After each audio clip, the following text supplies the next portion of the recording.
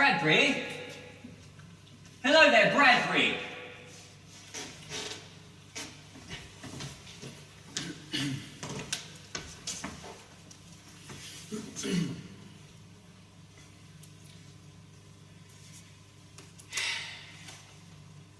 Thursday, 4th of April. Egg hard, bacon cold, beans turned to mush, toast burnt, butter spoilt, jam a little sharp, tea stewed, cup chipped, never enough milk. Everything's to your liking, sir. Oh, Bradbury. Yes, everything was first rate. Very good, sir. I'm not an easy man to please. I can be quite demanding, exacting. I'm known as something of a fusspot. I won't be wanting another pot of tea. A splendid idea. And would it be possible to have just a little more? Sir? No matter. No matter. Very good, sir. Never enough milk. Good morning. Paxton, my dear fellow, good morning. You know, I do hope I didn't disturb you this morning. You see, I am afflicted with being something of an early riser, but you... Well, you are on holiday. No need for concern. I was up and out early myself. I was determined not to miss the spectacular view of the sunrise from Blarney Point. Yes, I have something similar planned for tomorrow myself. And your plans for today? So much of the coastline demands exploration. Path steep, long way round, mud underfoot, grey skies, cold and damp, breeze, little fierce. I find I am somewhat weighed down by correspondence this morning. Perhaps later on I shall find a moment to escape. I'm not a man who tends to stop. I find it hard relaxing, unwinding. I'm known as something of a workhorse, but you are free to see the country and once more to explore the coast. Make the most of your liberty. Well, I shouldn't delay you any further. I'd only come in the hope of securing the use of the hotel bicycle, if you have no use for it. I plan to head out to find the church of Froston, if first I can find Bradbury, that is. Good morning. Good morning. Warm fire, comfy chair, something to distract. Outside, the winter's night was cold and wet.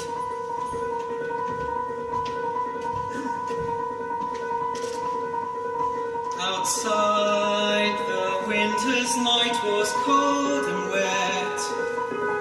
Most people are accustomed to traveling the road from London to York. Thought 3 times, then waited. Listen through the trees. In the distance, a bell was tolling the midnight hour. This story may seem unbelievable.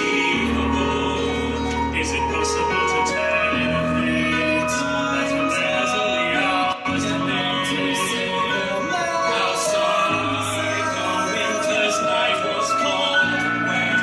When the soldier died, Malcolmson made up his mind to abandon the city, to study.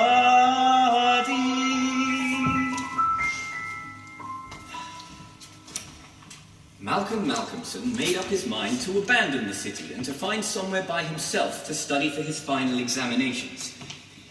He feared the attractions of the seaside and the charms of rural isolation, and so he came to arrive at Fenchurch, a sleepy little market town.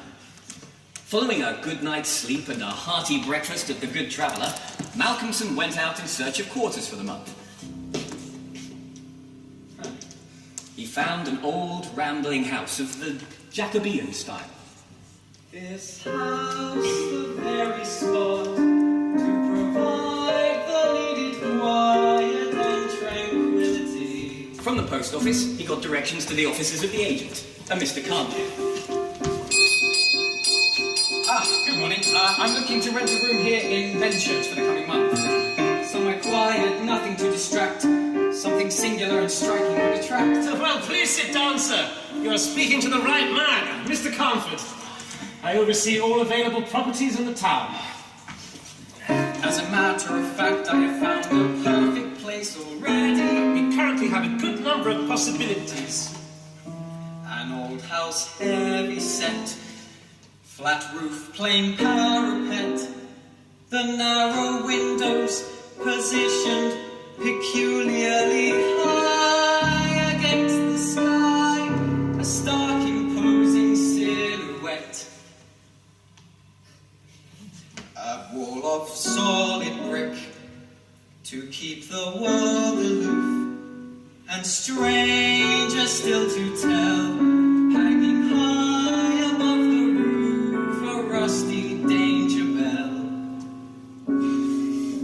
I don't know which one you mean. But you must know it. There's no other like it in the town. Look, I was assured by the landlady at the Good Traveller Inn that it was uninhabited, and that you were the appropriate agent. We've plenty of other rooms, we've plenty of better rooms, rooms that are bigger, rooms that are smarter, rooms that are cheaper. One overlooks the market square, it's well maintained in good repair. The view is pleasant and the price is fair. We've plenty of other rooms, we've plenty of nicer rooms, we've plenty of better rooms. A quiet place down by the brook, a modest hut, a homely nook, well worth the money, so well worth the look. The money is of no concern to me. I've told you of the house where I would like to take up my lodgings. Now, can you arrange it? It'll take some time in the sorting, but it is possible, sir. The rent will be 4 guineas for the month, to be paid in advance. 4 guineas for peace and solitude. 4 guineas for blessed isolation. 4 guineas buys freedom from distraction. 1,000 things that thwart a scholar's concentration. But perhaps in this instance, you can pay me after having spent the night there first, just to be certain. Well, if you insist. But I can move in today. Today? Impossible! There's the cleaning and dusting, a tidying and ordering and organising, on account of being all these years left uninhabited. Sorry, but no, sir. No. The answer is yes. Yes? Yes! Yes, we will be at the house at 4 o'clock today. And may you have a peaceful and most pleasant stay Here in Benchurch. I'm sure that Mrs. Denham will prove more than equal to the task. One more thing, Mr. Carnford. When I spoke with the landlady at the Good Traveller Inn, She went a queer shade of white at the mention of the house. She even went as far as to say, I wouldn't spend an hour alone in that house for all the money in Drinkwater's bank. With all due respect, sir, you don't want to pay too much heed to what she says. that may be fair. But then you yourself seemed reluctant to let me have a room there. Only on account of all the work involved, sir. Listen, I'm curious.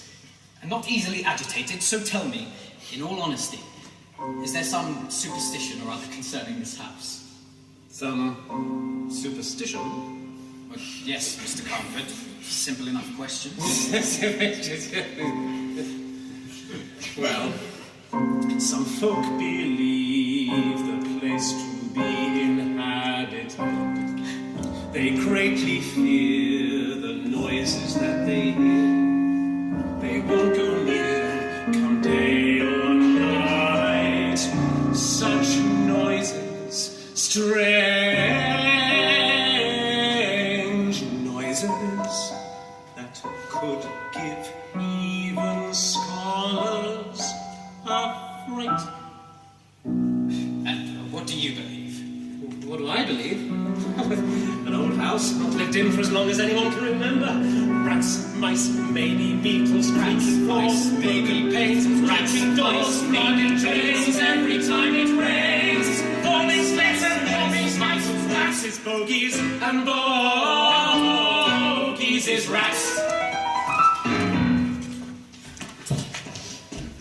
At around 8 o'clock, Malcolmson returned from his supper at the Good Traveller to a warm and cosy room. This is comfort indeed. He got out his books, and he set himself down to a spell of hard work. The hyperbolic tangent is equal to the hyperbolic sine divided by the hyperbolic cosine. So e to the x plus e to the minus x divided by e to the x plus e to the minus x, which in turn gives us e to the 2x minus 1 over e to the 2x plus 1. After a few hours, he broke off from his work to make himself a cup of tea. The fire threw quaint shadows through the great old room, and as he sipped his hot tea, he revelled in the sense of isolation.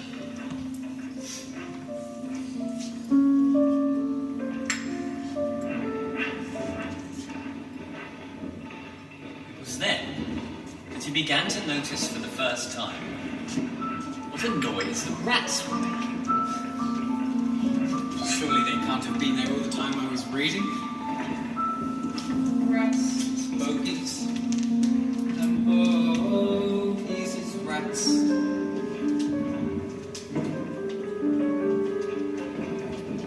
There were some old pictures on the walls, but they were coated so thick with dust and dirt that he could not distinguish any of the detail. Here and there as he went about, he saw some hole or crack blocked for a moment by the face of a rat, its bright eyes glittering in the light, but in an instant it was gone.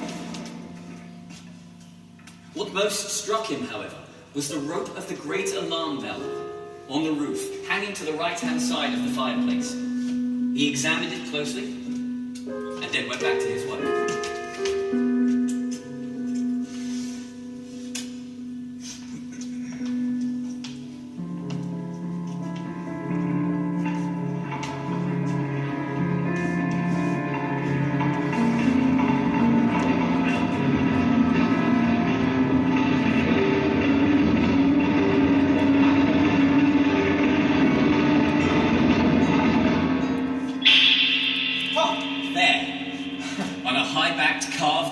Sat an enormous black rat, steadily glaring at him with baleful eyes.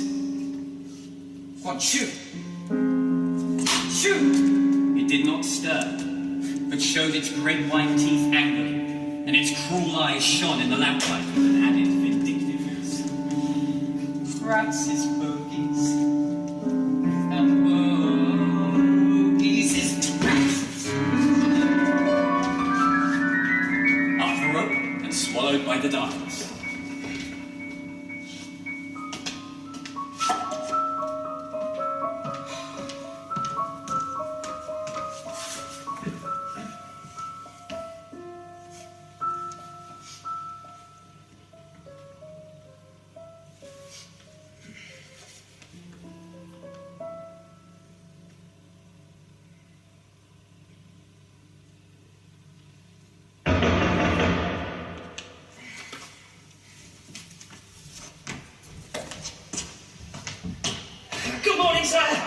I do hope I've not called upon you too early.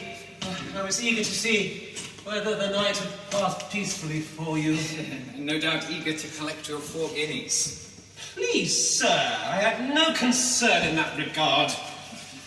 But you are looking a little paler this morning than you should.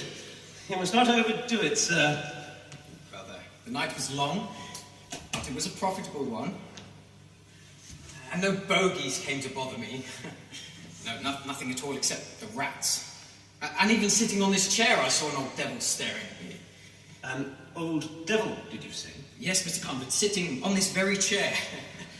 Take care, sir, please. Why, an old devil sitting on that chair has many a true word spoken in jest. How do you mean? An old devil. The old devil, perhaps. But dare say, needn't laugh. You young folk always laughing at things that make older ones shudder. But I tell you no lie. The old devil is precisely what they used to call him. My dear man, I meant you no offence. But I do protest I haven't the slightest notion what or who you're speaking A man who was harsh and heartless, who took a sadistic pleasure in the suffering of the unfortunates caught on the wrong side of the law. No pity to prick his conscience, no mercy hold back his rank. This hostility to the prisoners and the severity of the punishments handed down to the guilty meant he was feared, a man revered, held in the greatest terror. The noose was never far from his thoughts. The black cap always close to his right hand, even for the child not yet tall enough to stand before him in the dark. Guilty, guilty, guilty and condemned, no matter how vile or savage. Before him a brute became a mouse, no doubt the devil too had cause to fear him. The judge's name was Wraithbone, and this the judge's house.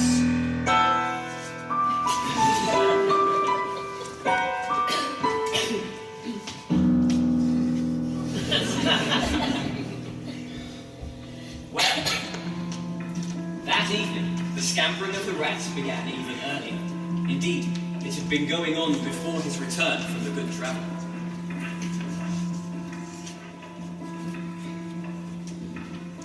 The hyperbolic tangent is equal to x plus x to the 3 divided by 3 plus 2x to the 5 divided by 15 minus 17x to the 7 divided by 350 as it converges to infinity. How they scampered up and down and under and over, and how they squeaked and scratched and gnawed. That's it.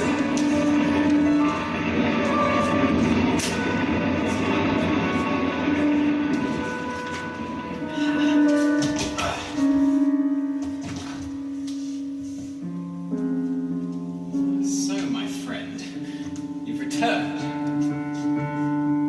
Well, you do not scare me.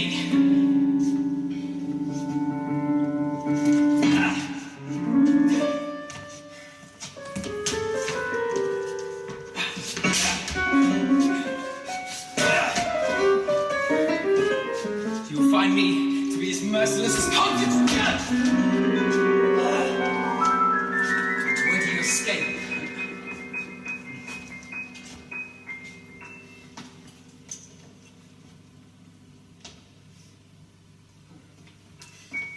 By the light of his lamp, he discovered a hole in one of the great old pictures which hung on the walls.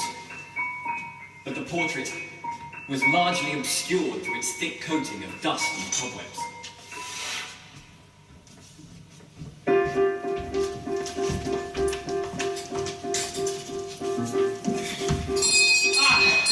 Hartford, just the man. Is anything the matter, sir? Oh, far from it. But if you'll indulge me, I have a request. The request? Oh, this afternoon, I plan to take an hour or so to explore the local byways. I'm intrigued by the portraits on the wall of the house, except I can see hardly anything except thick dust and cobwebs. One portrait especially intrigues me. I was wondering, when I'm out, could someone stop by to eradicate the decades of neglect? I dare say Mrs. Denner would be most happy to oblige. Is there any particular reason for your keen interest in them? Last night, I happened again to see my friend Black Rat. When I hurled my books at him, he scampered up the bell pull and disappeared. The bell pull? The bell pull. The bell pull. That rope, so coarse and heavy, was once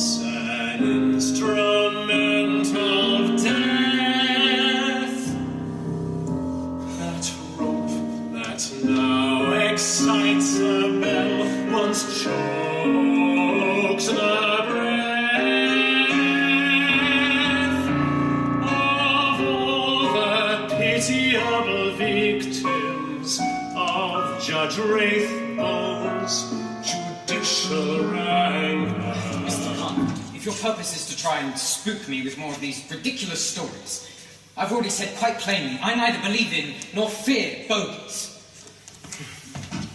Malcolmson's afternoon stroll was pleasant enough, but he returned to his lodgings enthusiastic to see the results of Mrs. Denham's industry.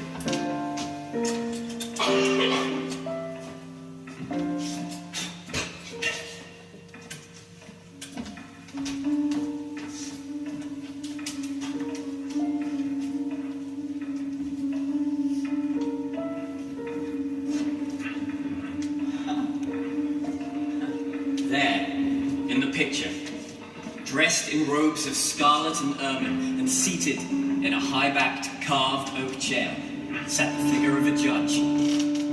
His face was strong, merciless, evil, crafty, and vindictive.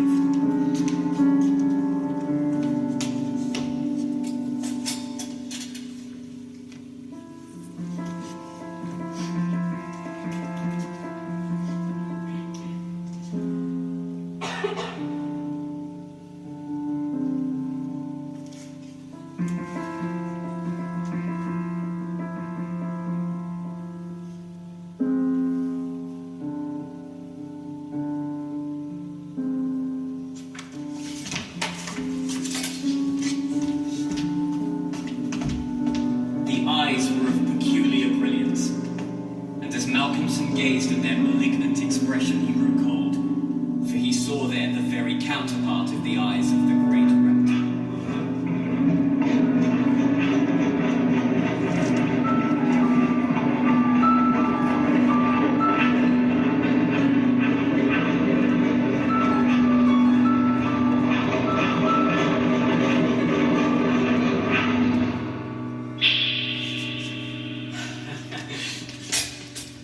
This time, I promise you will not escape me.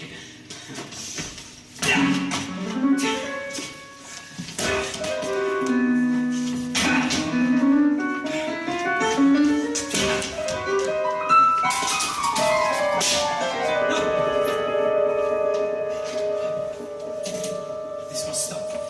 This must stop. Hello? Hello? Is somebody there? Rats? Mice, maybe beetles, creaking floors, broken panes, leaking doors, flooded drains. Every time it rains. Hello? Hello? I said, is anybody there?